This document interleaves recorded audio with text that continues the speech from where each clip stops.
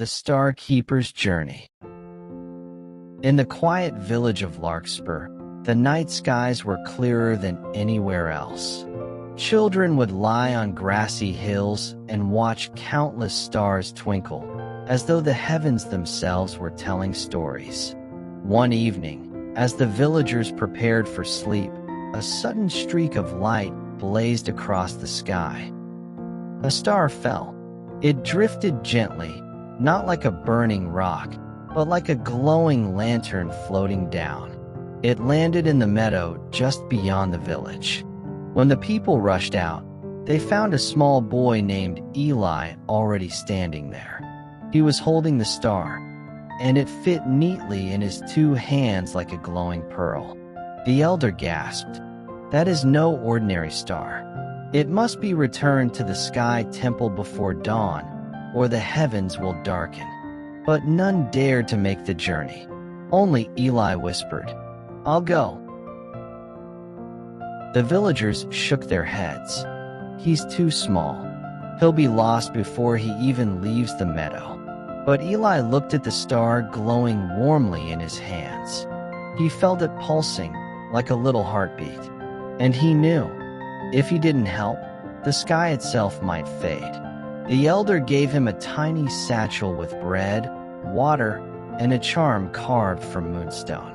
"Follow the path through the Valley of Echoes and climb to the Sky Temple. Return the star before dawn, and all will be safe." Eli nodded bravely, though his heart pounded. And with the star tucked carefully against his chest, he stepped into the night. The valley was wide and silver under the moonlight. Crickets chirped. An owl hooted in the distance. But as Eli walked, voices began to echo. "Too small. Too weak. You cannot carry the light." The whispers swirled around him, making his chest tighten. But when he looked down at the star, it glowed brighter, as if encouraging him. Eli whispered back, "I'll keep going." And suddenly, the echoes changed. They no longer mocked, but repeated his words gently.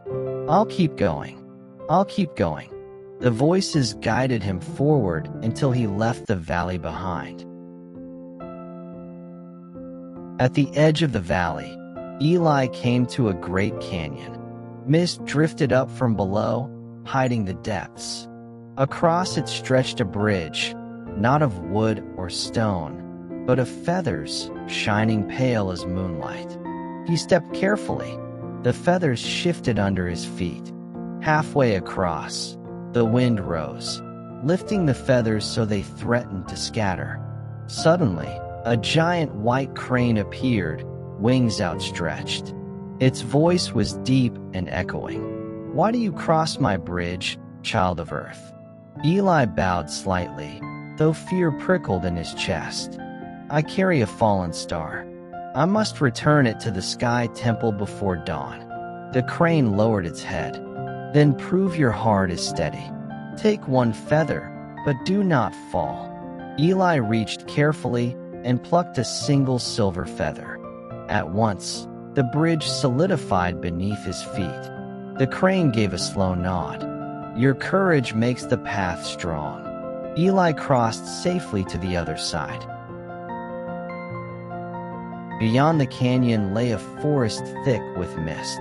Strange shapes moved between the trees, dreams that had been lost by sleepers over the years.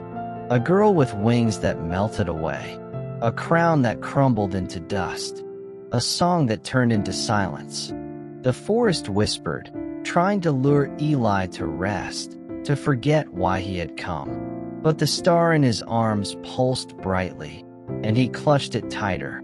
At last, he reached a clearing where a fox made of starlight waited. Its eyes glowed like twin moons.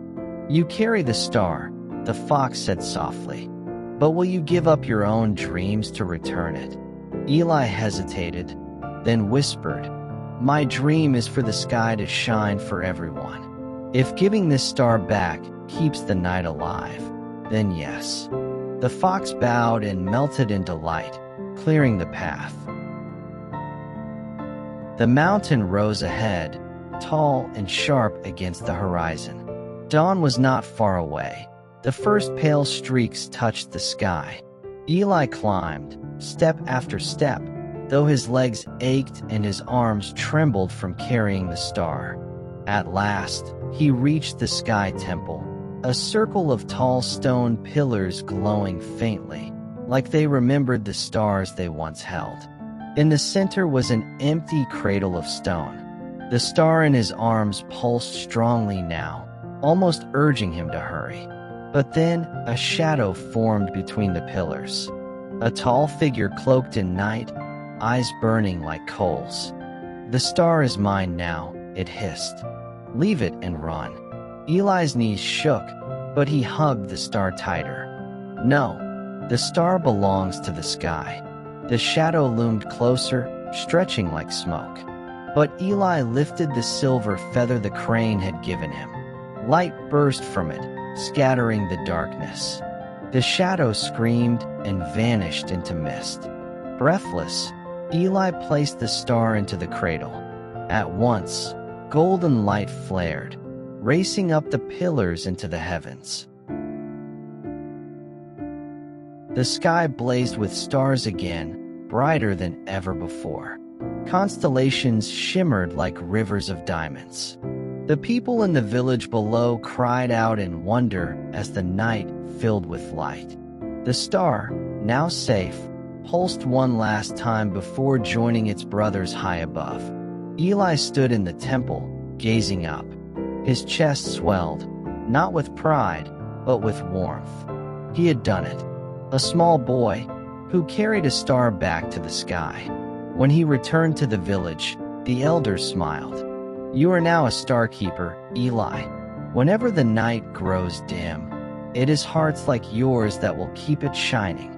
That night, as children drifted to sleep, they dreamed of stars that danced closer, because one brave boy had returned their light.